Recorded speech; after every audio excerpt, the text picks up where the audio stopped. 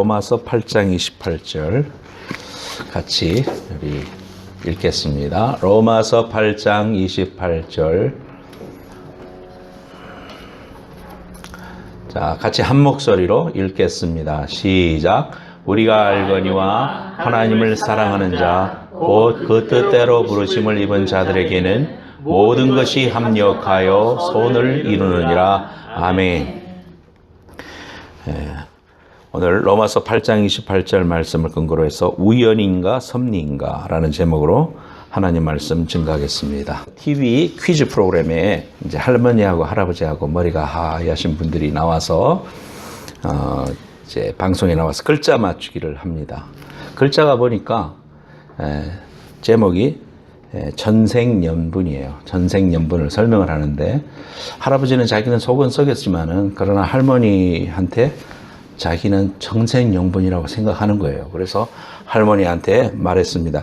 당신과 나 사이 그렇게 이야기하니까 할머니가 왼수 그렇게 말했던 거예요. 할머니는 왼수예요. 왼수 덩어리예요. 그래도 이제 할아버지가 그래도 또 이야기했습니다. 아니 두 자 말고 네 자 그랬더니 평생 원수 그랬답니다. 저 그림은 뭐냐면 할머니 할아버지가 이제 언덕에 와가지고 할아버지 나 좀 업어줘 할머니가 그렇게 말했어요. 그러니까 할아버지가 업었어요. 그럼 미안하니까 무겁지 나 무겁지 그러니까 할아버지가 투명하게 말했습니다. 그럼 당연히 무겁지 머리는 돌대가리지 얼굴엔 철판 깔았지 간땡이는 부었지 그랬습니다. 이제 멋스게졌어요. 다음 언덕에서는 서로 이제 스위치했어요. 그래서 할머니가 할아버지를 업었어요. 근데 할아버지가 아까 한 말도 있으니까 좀 미안하니까 할멈 나 생각보다 좀 가볍지 그랬습니다. 그러자 당근 가볍지 머리는 비었지 허파에 바람 들어갔지 간은 배 밖으로 나왔지 쓸개 빠졌지 겁 없지 양심 없지 싸가지 없지. 아, 참 함께 살아온 시간들이 눈에 선하게 보입니다. 그런데 평생 해로하면서 잘 사신 분들도 많이 있죠. 그래서 그런 위기들이 있었지만은 끝까지 견디면서 잘 이렇게 해로하신 분들도 많을 겁니다. 11월 30일 날 돌아가신 아버지 부시 대통령 소식을 들었죠. 이 아버지 부시 대통령에게는 그 바바라 여사, 머리가 하얗신 그 바바라 여사가 있습니다. 21살 때 결혼을 했어요. 근데 평생 동안 해로하고 잘 사셨는데 금년 초에 바바라 여사가 먼저 세상을 뜨니까 급격히 나빠져가지고 11월 30일 날 그렇게 세상을 떴다고 그래요. 근데 이제 마지막에 그 아들 부시하고 이야기하면서 전화를 했다는 이야기가 이제 인터넷에 있던데, You were great dad. 당신은 정말 멋진 아버지였어요. 그렇게 말을 했다고 그래요. 그러니까 부시가 잠시 정신을 들었을 때 I love you 그러면서 사랑을 고백했다고 그럽니다. 아주 참 마음이 뭉클한 그런 장면이 아니었을 수가 없었습니다. 이분이 부시 대통령이 해군 전투기 조종사로서 군대에 복무도 하고 했기 때문에 이렇게 은퇴하고 난 이후에도 노익장을 과시하면서 노인들한테 소망을 줘야 된다고 생각하고 저렇게 한 번씩 뛰어내렸대요. 그래서 스카이다이빙을 그렇게 즐겼다고 합니다. 그래서 85세가 되었을 때도 혼자서 뛰어내렸는데 그러면서 마치고 나서 그런 이야기를 했다고 그래요. 나는 90세 생일에도 뛰어내릴 거야. 그랬더니 바바라 여사가 그랬답니다. 저 양반은 언제 철이 들라나 그랬다고 그래요. 평생 남자는 철이 평생 드는 것 같아요. 근데 진짜 90살에 앞에 사람이 이렇게 뒤에서 달아가지고 내리는 남의 도움을 받으면서 진짜 그렇게 뛰어내렸다고 합니다. 그것이 이제 마지막이었겠죠.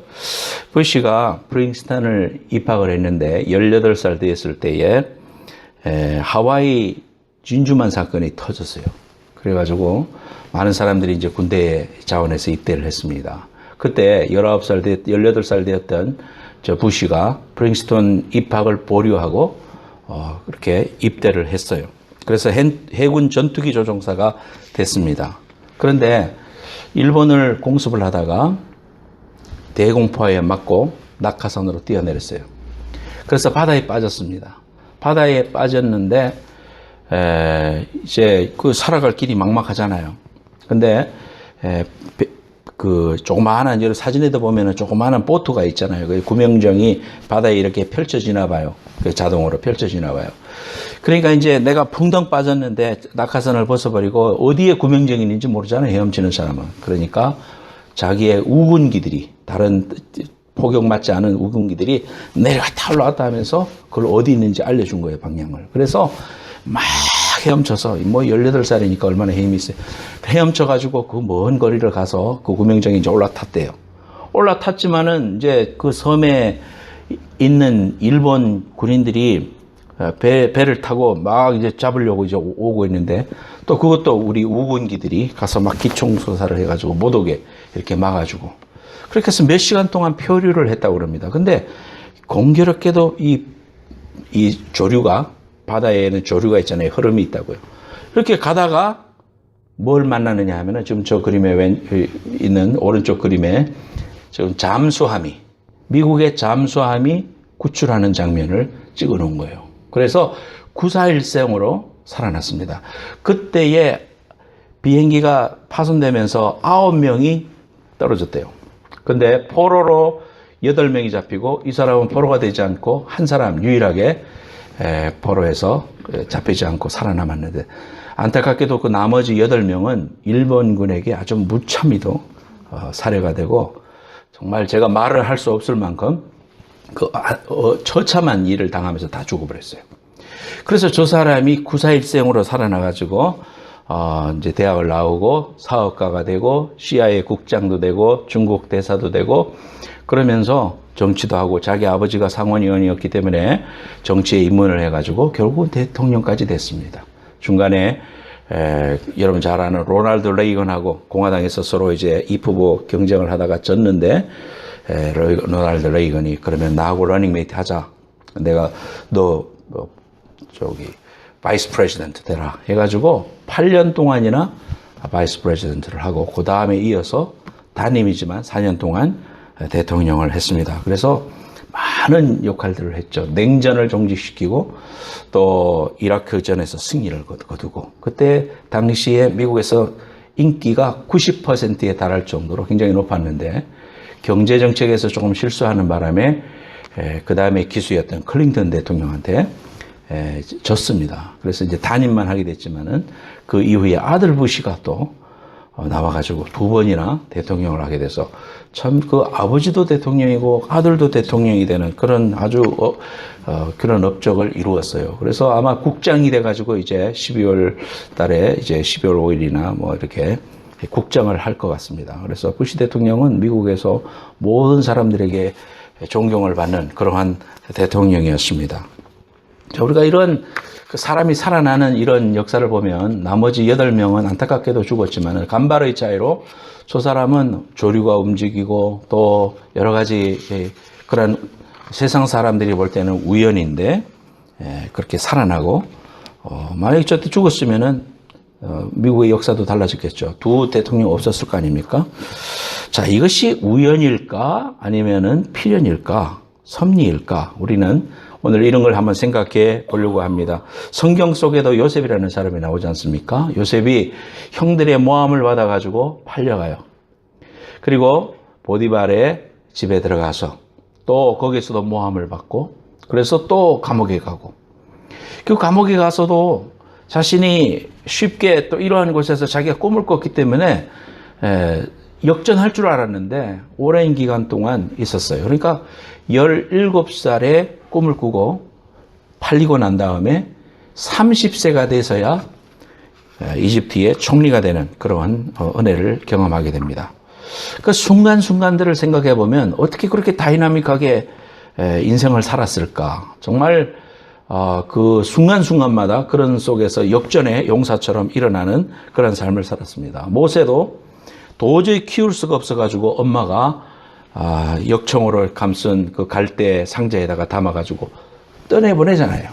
떠내보냈는데 그 시점에 공주가 나와서 목욕하다가 내려오는 그 갈대 상자를 보고 건져라 해가지고 그 아기가 용모가 준수하고 또 그 모성애가 발달했든지 그 아이를 데리고 가서 왕자로 길러내고 그로 말미암아 결국 이스라엘을 구원해내는 귀한 역사를 경험했는데 우리가 생각할 때도 어떻게 그 순간에 그 시간에 가서 그렇게 정확하게 맞았을까 생각하면 참 이것들을 우리가 우연이라고 말하기에는 너무나도 역사적인 영향이 컸기 때문에 우리가 이런 것들을 한번 깊이 생각해 보고자 합니다. 이용표가 히딩크 대통령이라네. 히딩크 감독을 만나는 그 순간을 생각해 봐요. 박지성이나 이용표나 그 히딩크라는 사람을 만났기 때문에 세계적인 선수가 됐죠. 특히 이용표는 크리스찬이기 때문에 그가 2000년에 예수를 영접하고 2002년 월드컵에 1년 만에 2001년에 예수 영접하고 2002년에 월드컵 나가서 포르투갈 전까지는 부상을 입어서 거의 못 뛰게 됐었어요.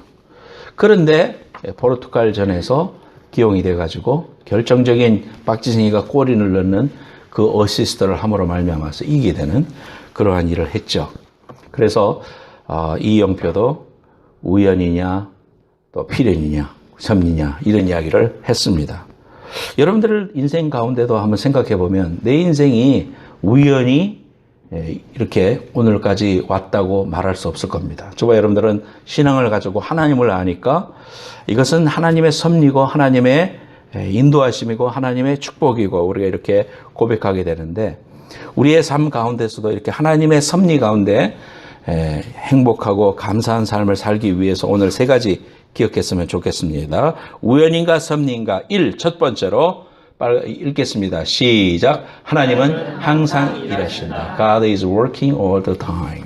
시편 121편 1절부터 8절 말씀을 같이 한번 화면 보고 읽으시면 좋겠습니다. 그것이 보일려나 모르겠는데 시작. 내가 산을 향하여 눈을 들리라. 나의 도움이 어디서 올꼬? 나의 도움이 천지를 지으신 여호와에게서로다. 여호와께서 너로 실족지 않게 하시며 너를 지키시는 자가 졸지 아니하시리로다. 이스라엘을 지키시는 자는 졸지도 아니하시고 주무시지도 아니하시리로다. 여호와는 너를 지키시는 자라. 여호와께서 내 우편에서 네 그늘이 되시나니 낮의 해가 너를 상치 아니하며 밤의 달도 너를 해치 아니하리로다. 여호와께서 너를 지켜 모든 환난을 면케 하시며 또 내 영혼을 지키시리로다. 여호와께서 너의 출입을 지금부터 영원까지 지키시리로다. 아멘. 하나님은 어젯밤 우리 잠잤지만 하나님은 주무시지도 아니하시고 졸지도 않으신다고 그랬어요. 어떻게 그럴 수 있을까? 그분은 하나님이시니까 그러실 수 있습니다. 우리는 하루만 못 자도 그 다음날 일정을 제대로 소화를 못하는 연약한 육신을 가졌는데 하나님은 주무시지도 아니하고 졸지도 아니하시고 우리를 지키시고 우리를 인도하시고 너의 출입을 지금부터 영원까지 지켜주겠다고 이렇게 약속해 주셨어요. 그래서 하나님은 우리를 위해서 24시간 동안 일하시고 계십니다. 그는 일하지 않는 날이 없고 졸지도 않으십니다. 또 하나님은 우리를 위하여 일하시는 것을 기쁨으로 여기시는 그런 분이십니다. 이사야서 62장 말씀에도 보면 하나님은 예루살렘을 위하여 쉬지 아니할 것이다 이렇게 말씀하고 있어요. 또한 역대하 16장 9절 말씀에도 보면은 여호와의 눈은 그 다음 슬라이드 여호와의 눈은 같이 읽겠습니다. 시작. 여호와의 눈은 온 땅을 두루 감찰하사 전심으로 자기에게 향하는 자들을 위하여 능력을 베푸시나니. 역대하 말씀입니다. 미국 나사에서 지난 5월 달에 쏘아 올린 화성 탐사선이 지금까지 여러 번 갔지만 이번에 인사이트라는 그런 탐사선이 갔습니다. 가가지고 화성의 궤도를 돌면서 거기에 탐사선을 이렇게 내려보내가지고 성공적으로 안착시켰다. 여러분들이 뉴스에 들었을 겁니다. 태양으로부터 수성, 금성, 지구, 그 다음에 화성이거든요. 이 지구하고 화성 간의 거리가 이렇게 가까울 때는, 제일 가까울 때는 8천만 킬로미터라고 그럽니다. 멀 때는 1억 킬로미터가 멀어진다고 해요. 그러니까 이게 공전상 이렇게 서로 돌면서 가장 가까워졌을 때 이렇게 출발을 시켜가지고 거기에서 내리면은 빨리 갈 수 있겠죠. 그래서 이번에는 6개월 걸렸다. 옛날에는 뭐 8개월도 걸리고 그랬는데 그렇게 갔다고 그래요. 그래서 거기에 내린 사진이 전송되어 왔는데 사실 그 빛의 속도로 이렇게 중계가 되면서 그 위에 있는 인공위성을 통해 가지고 이렇게 딜레이가 되면서 오니까 8분 동안 걸렸다 그랬습니다. 그래서 도착했다는 그 신호를 받았지만은 사실은 8분 전에 이미 내린 거예요. 그만큼 우주라는 것은 넓습니다. 이 빛의 속도로 1초에 똑딱 할 때에 30만 킬로미터를 달리거든요. 빛이라는 것은. 그래서 지구 7바퀴 반 돈다는 말이 있죠. 그래서 우리가 지금 태양빛을 보는 것은 태양에서 여기까지 길이가 1억 5천만 킬로미터이기 때문에 30만 킬로미터를 나누면 500초입니다. 500초라는 것은 8분입니다. 8분. 그러니까 우리가 지금 보고 있는 태양빛은 8분 전의 빛이에요. 빛의 속도가 얼마나 빠른데 그 빛의 속도로 8분 동안 와야 이 태양의 빛을 우리가 지금 볼 수 있다는 거예요. 이게 참 이 수성, 금성, 지구 요까지밖에 안 왔는데도 그러면 저 뒤에 명왕성 뭐 이렇게 하면 얼마나 멀겠습니까? 그런 은하계가 엄청나게 많은 게 무한대로 많은 것이 우주라고 본다면은 그러한 것들이 서로 부딪히지 않고 이렇게 돈다는 게 지구도 똑바로 있지 않고 23.5도 기울어졌기 때문에 준하초등이 생기고 썰물과 밀물이 생기고 우리 인생에게 꼭 필요한 생명력을 줄 수 있는 그런 것들도 어떻게 해서 그렇게 기울어졌을까? 그리고 어떻게 이 지구가 365일 만에 태양을 해서 한 바퀴 돌까? 이러한 모든 것들을 생각해 볼 때 우리가 그리스도인들은 어떻게 생각합니까? 하나님이 창조주라고 믿기 때문에 이거는 하나님이 일하시는 증거지. 하나님이 조금이라도 지구와 달의 거리가 늘어나거나 또는 축소되면은 지구에 있는 모든 바닷물이 다 우주로 쏟아져 버릴 거예요. 그만큼 모든 게 신묘막측한 하나님의 방법대로 1.1획이라도 틀림이 없이 이 우주가 하나님의 섭리 가운데 움직이고 있다는 것만 보더라도 하나님이 오늘도 일하시는구나. 그 우주를 만드시는데 그 우주의 중심에 우리를 만드셨잖아요. 에덴 동산을 만드시고 그 중에 사람이라는 존재를, 아담이라는 존재를 허락해 주셨어요. 그리고 여자를 만들어서 아담아라고 했습니다. 그래서 남성과 여성을 만들고 그 인류의 중심 속에 살게 해주셨어요. 지구에 살게 해주셨어요. 하나님께서 우리에게 이러한 귀한 은혜를 허락하시고 또 인생이 타락하니까 예수 그리스도를 보내시고 영원한 새하늘과 새 땅을 우리에게 예배해 주셔서 이 땅이 다가 아니라 우리가 이제 영원히 살아야 할 그 나라를 예비시켜 주신 그 하나님의 은혜, 그리고 그 일을 위하여 하나하나 이루어 가시고 계시는 하나님의 은혜를 생각할 때에 이거는 정말 하나님이 일하시지 않고서 하나님이 붙들어 주시지 않고서는 우리가 설명할 수 없는 것이다. 그래서 우리의 인생 가운데, 내 삶 가운데, 아니 이 지구를 통하여, 온 우주를 통하여 일하시고 계시는 그 하나님의 일하심을 여러분들이 꼭 믿고 확신하고 그 하나님이 오늘도 나를 위하여 일하신다는 분명한 확신 속에 거하는 여러분들 되시기를 예수님의 이름으로 축원합니다. 두 번째로 같이 제목 읽겠습니다. 시작. 합력하여 선을 이루신다. 그래서 all things made good in God. 우리가 오늘 본문 말씀에 보면 하나님을 사랑하는 자, 곧 그 뜻대로 부르심을 입은 자들에게는 모든 것이 합력하여 선을 이룬다 그랬어요. 그러니까 하나님을 사랑하는 자는 하나님 안에 있는 사람, 예수를 아는 사람, 그런 사람을 말하죠. 그런 사람들이 하나님 사랑 안에 거하고 있으면 우리에게 있는 모든 일들은 합력해서 결국 하나님의 providence, 섭리를 이루신다는 거예요. 선이라는 것은 뭡니까? 그래서 하나님의 섭리를 이룬다는 거예요. 하나님은 어떤 분이십니까? 사랑이시잖아요. God is love잖아요. 하나님 우리를 사랑하시잖아요. 얼마만큼 사랑하십니까? 독생자를 십자가에서 죽이실 만큼 우리를 사랑하시는 그 귀한 하나님의 사랑을 이루어 가신다는 거예요. 그래서 우리를 향하여 하나님의 예정과 하나님의 뜻을 가지고 지금도 일하시고 계신다는 사실을 성경은 우리에게 말하고 있어요. 때로는 우리가 다 이해할 수 없지요. 어제 같은 날씨도 비가 왔다가 흐렸다가 맑아졌다가 여우가 계속 시집가는 날이었어요. 계속 좋아졌다가 맑아졌다가. 그런 모든 일들 이렇게 생각해 보면 야, 이거 어떻게 사람이 할 수 있나? 불이 막 산불이 나서 막 수천 명의 사람이 연 인원 뭐 몇만 명이 동원돼도 못 걷다가 비가 오니까 꺼지잖아요.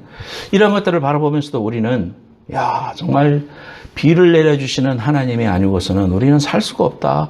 하나님의 그 귀한 은혜와 사랑을 우리가 생각하게 되고 그것을 찬양하게 되고 더욱더 하나님 앞에 순종하게 돼요. 이게 이제 은혜거든요. 이렇게 생각할 수 있다는 눈이 띄어진 사람, 영안이 띄어진 사람이 이미 복받은 것임을 믿으시기 바랍니다. 그렇게 생각하지 않는 것 자체가 이게 죄악이에요. 이게 큰 재앙이에요. 그렇게 생각이 안 되는 사람은. 여러분, 그래서 그렇게 바라본다면 고난도, 우리에게 닥쳐지는 고난도, 순경도, 좋은 일도, 때로는 어려움도 우리가 이러한 관점으로 바라보면 하나님의 섭리 아래에 있다는 사실을 우리가 고백하게 되는 것입니다.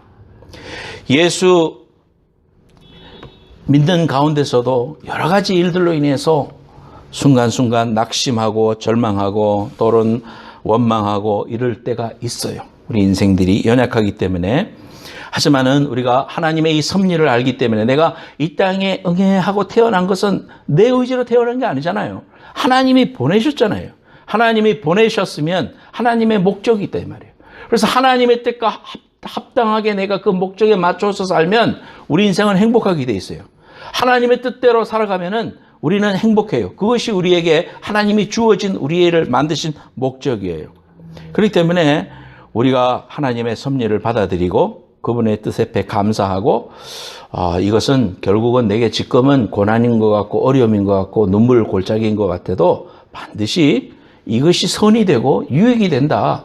하나님이 그 자녀에게 쓴 것을 주실 리가 없고 자녀에게 그 나쁜 것을 허락해 주실 하나님이 아니잖아요. 부모가 되보면 알잖아요. 그 자식에게 그 쓴 약을 먹이는 것은 그 쓴 약을 통해 가지고 병이 낫게 하기 위한 그 울어도 먹이려고 하는 거 아닙니까? 이것이 하나님의 마음인데 그 하나님의 마음을 읽어야지 쓴 약에만 집중해서 내 인생은 왜 이렇게 쓴가 이러고 있으면 그건 어리석은 인생이 아닙니까? 그래서 우리가 하나님을 믿고 나면 우연이란 존재하느냐? 존재하지 않습니다. 우리 모두에게 하나님의 섭리가 있습니다. 그래서 우연이 아닌 하나님의 섭리로 이 땅을 다스릴 뿐만 아니라 우리 인생을 인도하고 계시기 때문에 내가 하나님을 사랑하고만 있으면 하나님을 사랑하는 자, 곧 그 뜻대로 부르심을 입은 자들에게는 누구에게? 아무에게나 그렇게 하는 게 아니라 하나님을 사랑하는 자, 곧 그 뜻대로 부르심을 입은 자들에게는 합력하여 선을 이루시다 그랬어요. 이러한 축복이 함께하기를 축원합니다. 아멘. 6.25 사변 때 10살짜리 한 소년이 있었어요. 가지고 놀다가 불발탄에 눈이 멀었어요. 그 전쟁 이후에 살기 어려운 시절에 부모도 잃고 고아가 돼가지고 뭐 아무데도 의지할 수 없어요. 거지가 됐어요. 어느 날 교회에 나가서 하나님을 향해서 원망스러운 기도를 했습니다. 그때 하나님의 음성이 들렸습니다. 너는 눈은 없지만 아직 귀도 있고 입도 있고 손과 발도 있지 않느냐. 이러한 음성이 들려오기 전까지는 실명된 두 눈만 부여잡고 막 하나님께 원망만 했었는데 이 음성을 듣고 나자 이제는 자기가 갖고 있는 다른 지체들이 눈에 보이기 시작했어요. 그래서 용기를 얻고 공부를 하고 열심히 노력해서 신학을 공부해서 목사가 됐습니다. 그리고 시각장애인들을 위한 그러한 소명을 갖게 됐어요.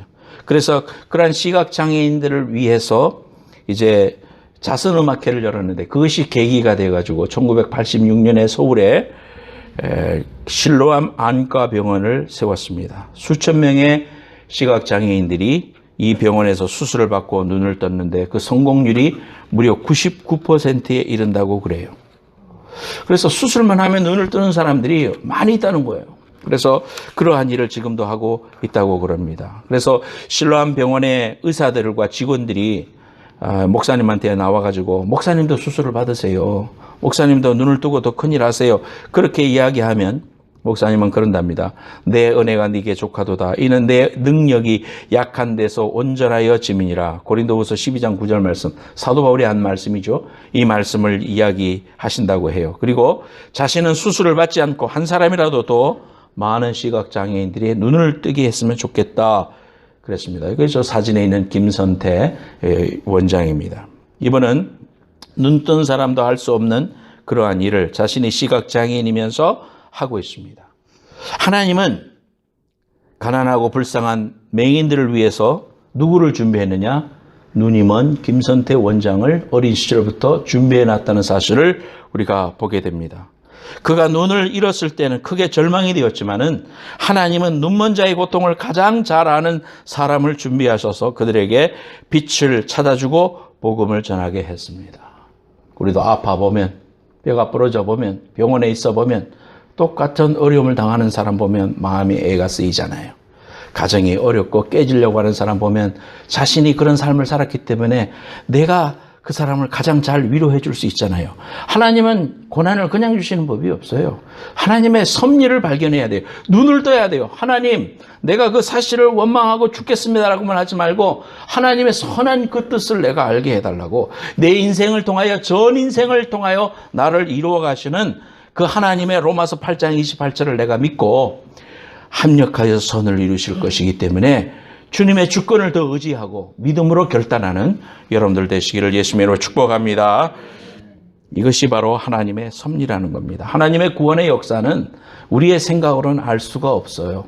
하지만 하나님은 인생이 볼 때는 우연이고 운생이 볼 때는 운명이고 그렇지만은, 그러나 하나님의 섭리 속에서 보면 필연이고 하나님의 사랑이고 하나님의 계획이라는 사실을 우리가 알게 되는 것입니다. 세 번째로, 자, 그러면은 우리가 이 크로노스와 카이로스 따라해 봅시다. 크로노스와 카이로스. 예. 자, 여기에서 우리가 저 이 두 가지 단어를 성경에서 우리가 저 굉장히 중요한 단어 여러분들한테 여러 번 설명했는데, 이 두 가지의 개념을 우리 속에 집어넣어야 우리 인생을 하나님의 시각으로 볼 수 있는 그런 눈이 열려지는 겁니다. 모든 게 하나님의 섭리라고 한다면은 우리가 노력하고 우리가 결정해 나가는 게 무슨 의미가 있나, 이런 생각이 들지 않습니까? 이것도 다 하나님의 섭리고 이렇게 된 것도 하나님의 섭리고, 그러면 내가 할 게 없는 거야. 내가 뭐 그때 할 거 뭐 있나, 하나님의 섭리대로 나를 인도해 주실 텐데, 이런 생각을 할 수 있죠. 그래서 내가 하는 일이 무의미하다, 이렇게 생각할 수가 있겠죠. 또 내가 결정하고 내가 하나님이 주신 자유의지를 가지고 결정하는 게 강해지면 하나님의 섭리는 온데간데 없어요. 내가 원하는 대로 사니까.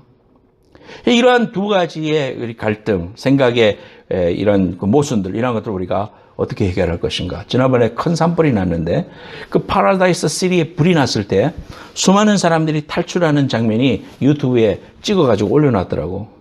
막 기도하는 사람도 있고 또 막 우는 사람도 있고, 막 진짜 불이 막 타는데 그 사이를 차를 뚫고 나오는 걸 보니까 너무너무 안타깝고, 이 사람이 살았을까 죽었을까 싶고요. 막 그래요. 여러분, 불이 났어요. 그러면은 우리가 이것도 하나님의 섭리니까 여기서 다 죽어야 되겠다, 그리고 죽으면 되겠습니까? 아니죠. 하나님 우리에게 뜨거움을 피하고 또 피할 수 있는 지혜를 주셨고 또 그러한 그 판단이 있기 때문에 하나님이 주신 걸 가지고 최선을 다해서 피해야죠. 그렇지만은 이런 모든 과정을 통해 가지고 일어나는 모든 일들이 결국 하나님의 섭리 안에 있다는 겁니다.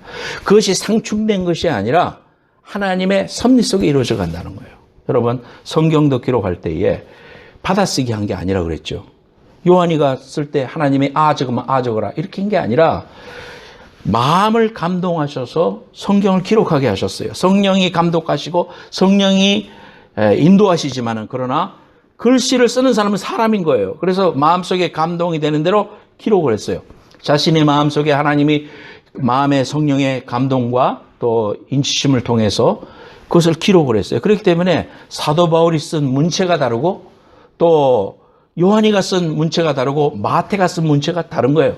그리고 묘사하는 방법도 달라요. 하지만은 그 모든 과정을 통하여 하나님의 섭리가 역사했기 때문에 거기에는 모순이 없고 합력하여 그 성경 전체를 표현하는 그러한 내용들을 우리가 성경을 통해서 보게 됩니다. 그래서 우리가 성경은 무엇다, 문제가 없다, 이렇게 우리가 이야기하고 있죠. 그래서 우리가 인생을 바라보면서 이러한 것들이 상충이 되고 모순이 되는 게 아니다라는 겁니다. 요셉이가 17세에 팔려가고 30세에 총리가 됩니다. 30세가 돼야 관직에 나갈 수 있어요. 그렇기 때문에 하나님의 섭리는 13년 동안 훈련시키는 거예요. 그래서 우연히 그렇게 된 것이 아니라 하나님의 타임테이블 속에서 하나님 사이드에서 하나님의 카이로스, 하나님 편에서 움직이는 하나님의 타임은 카이로스라고 합니다. 우리가 느껴지는 2018년이라고 하는 것, 지나가는 것은 크로노스라고 합니다. 그러니까 크로노스 속에 하나님의 카이로스가 있어요. 그래서 그 카이로스를 하나님은 이루어 가시는데 문제는 뭐냐 하면은 우리가 크로노스를 살아가니까 하나님의 카이로스가 언제인지 정확히 모르니까 힘든 거예요. 하나님의 카이로스를 분명히 이루어 가시고 하나님의 때에 그 일을 이루실 것인데 못 기다리는 거예요. 내 삶 속에 지금 아닐까 생각하는 겁니다. 여러분 생각해 봐요. 요셉이가 자기 인생 가운데 이제는 때가 됐다. 하나님이 나를 올리시려고 그러네 라고 생각한 순간이 많이 있었겠죠. 자신이 생각할 때 이제 이게 카이로스라고 생각한 순간이 많이 있었을 겁니다. For example, 언제입니까? 보디발의 집에서 인정을 받고 국간의 키까지 맡기고 모든 것을 인정받을 때 이제 내가 비록 이 집의 종으로 팔려왔지만 그러나 이제 하나님의 카이로스로 나를 이제 올리시는구나 이렇게 생각했을 거 아닙니까? 그런데 웬걸 어떻게 됐어요? 다시 더 깊은 감옥 속으로 처박혔어요. 그럴 때 사람은 좌절하는 겁니다. 우리는 성경을 다 아니까 그래도 이제 하나님께서 너 30에 총리 대신 될 거야 라고 하니까 견딜 수 있을 것 같지요. 그러나 요셉의 입장에서는 너무 힘든 거예요. 크로노스 속에 살고 있기 때문에 하나님의 때하고 내가 생각하는 그 때하고 이게 잘 안 맞으니까 내가 원하는 대로 안 되니까 인생은 절망도 하고 어려워지고 고통스러워하는 것입니다. 우리에게도 이런 상황이 올 때에 이해가 안 되고 참기 힘들고 절망적이고 도대체 언제까지입니까 주님? 언제까지 내가 이런 삶을 살아야 됩니까? 언제 하나님께서 그 카이로스를 이루어 주실랍니까? 우리의 가정이 언제 회복될 겁니까? 하나님 내 병을 언제 고쳐주실 겁니까? 하나님 내 삶 속에 하나님 이 길을 통해서 이 절망의 때가 끝나는 시간이 언제입니까? 하나님이 하나님의 카이로스를 이루게 하시려고 정확한 타이밍으로 인도해 주시는데 이 요셉이가 꿈을 해석했어요. 왕 관원들이 머무는 그 감옥 속에 들어가서 그 사람들하고 대화하면서 술 맡은 관원하고 빵 맡은 관원의 꿈을 해석해 줌으로 말미암아서 당신들이 이제 나가가지고 다시 관직에 가게 되면 나를 좀 기억해 주시오. 그렇게 부탁을 했어요. 그래서 이제는 이 사람들이 이제 그 죄를 무고함을 벗고 술 맡은 관원은 풀려났단 말이에요. 그래서 저 사람이 나가면 이제 나에게 정확한 이제 나를 부르는 그런 역사가 있겠구나. 이제 왕의 그 바로 옆에서 있는 술 맡은 관원이니까 나를 부르는 날이 있겠네. 그런데 2년 동안 잊어버렸어. 자신을. 부르지도 않고 자신을 기억해 주는 사람도 없고 삶은 똑같아요. 그럴 때 여러분 나는 내 삶 속에서 카이로스가 이제 시작되려나 보다 했는데 여전히 하나님의 카이로스는 그때가 아니에요. 언제? 30세가 되는 해예요. 그 기간 동안에 그 감옥 속에서 언제 이 요셉이가 그 이집트의 문물을 겸비하고 또 행정을 알고 어떻게 다스릴 수 있겠어요? 그 안에서 그 속에 들어왔던 많은 관원들과 대화하면서 다 수업을 들은 거예요. 헛되게 지난 것 같았지만 그게 아니다 이 말이에요. 하나님은 그런 과정을 통해서 총리 대신으로 임명한다고 해서 다스릴 수 있습니까? 그 능력을 갖추기 위해서 하나님이 연단하고 교육하고 또 그러한 멘토들을 만나게 하고 그렇게 해갖고 이야기가 되는 거예요. 그 이집트에 수많은 사람들이 있었지만은 꿈을 해명할 자가 아무도 없었어요.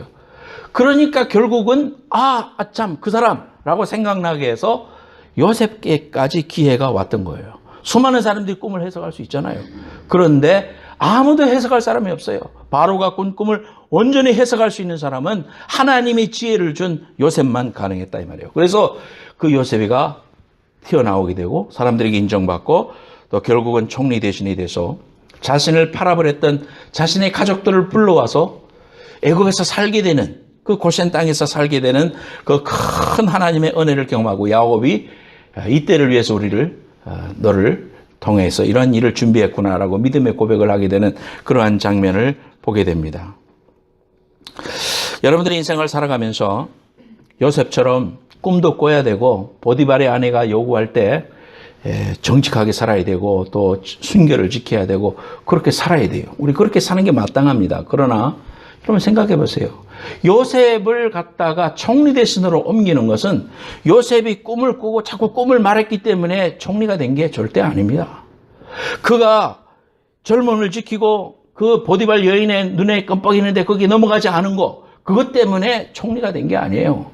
그 사람을 총리로 인도하신 분은 하나님의 섭리라는 거예요. 하나님의 주권이라는 거예요. 그 인생을 통해서 하나님께서 잔잔히 요셉을 통하여 이루어 가시는 하나님의 거대한 손이 요셉을 붙잡고 있다는 것입니다. 요셉의 그 귀한 삶을 하나님의 주권이 끝까지 전 라이프 저니를 통해서 전 인생을 통해서 인도하고 계셨다는 사실을 우리가 간과하면 잊어버리면 안 됩니다. 항상 우리가 이거 기억해야 됩니다. 내가 하나님 앞에 바로 살고 정직하게 살고 신앙생활 잘하고 신앙에 가면 내 하나 주님 사랑해요 라고 고백하고 결단하고 하는 거 우리 신앙생활에 자연스러운 일이고 바람직한 일이지만은, 그러나 내가 하나님을 사랑한다고 목청이 터지도록 주님 앞에 이야기한다고 해서 내 삶이 지켜지는 게 아니에요. 여러분, 베드로 다른 사람은 몰라도요, 나는 주님 절대 부인하지 않겠습니다, 그렇게 말했던 사람이에요. 닭 울기 전에 3번 부인했어요. 저와 여러분들이 그러한 결단을 가지고 살아가는 것은 당연한 신앙생활의 모습이지만은, 여러분 생각해 보세요. 내가 하나님 사랑합니다, 내가 하나님을 놓지 않겠습니다, 주님 사랑합니다 울부짖으면서 부르짖었다고 내 삶이 지켜지는 게 절대 아니라는 거. 우리는 연약한 존재, 하나님의 거대한 손이, 하나님의 섭리가, 하나님의 사랑이 우리를 지켜주는 거다 이 말이에요. 우리 인생을 지켜주는 거다 이 말이에요. 이거 잊어버리면 안 됩니다. 로마서 8장 35절과 39절 말씀. 누가 우리를 그리스도의 사랑에서 끊으리요? 환난이나 곤고나 박해나 기근이나 적신이나 위험이나 칼이라. 기록된 바 우리가 종일 주를 위하여 죽음을 당하게 되며 도살당할 양같이 여김을 받았나이다 함과 같으니라. 그러나 이 모든 일에 우리를 사랑하시는 이로 말미암아 우리가 넉넉히 이기느니라. 내가 확신하노니 사망이나 생명이나 천사들이나 권세자들이나 현재일이나 장대일이나 능력이나 높음이나 깊음이나 다른 어떤 피조물이라도 우리를 우리 주 예수 안에 있는 하나님의 사랑에서 끊을 수 없느니라. 하나님과의 사랑은 하나님의 은혜 때문에 끊을 수 없는 거예요. 하나님의 그 주권 때문에 우리가 끊어지지 않는 것이지 내가 붙잡는다고 되는 게 아니다 이 말이에요. 이 강력한 하나님의 사랑, 이것이 섭리라고 하는 것입니다.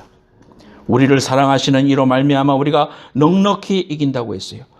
우리의 믿음의 인내가 필요로 하고 우리의 믿음의 여러 가지 결단도 필요하지만, 그러나 그것은 온전하지 않아요. 우리의 고백도 좋고 결심도 좋지만 우리는 우리의 의지를 믿는 것이 아니라 언제나 하나님의 약속과 그 신실하심을 믿을 때 하나님은 우리를 지키시고 우리를 향한 하나님의 섭리를 우리의 라이프 전 생애를 통하여 이루어 가실 것을 믿으시기를 예수님의 이름으로 축원합니다.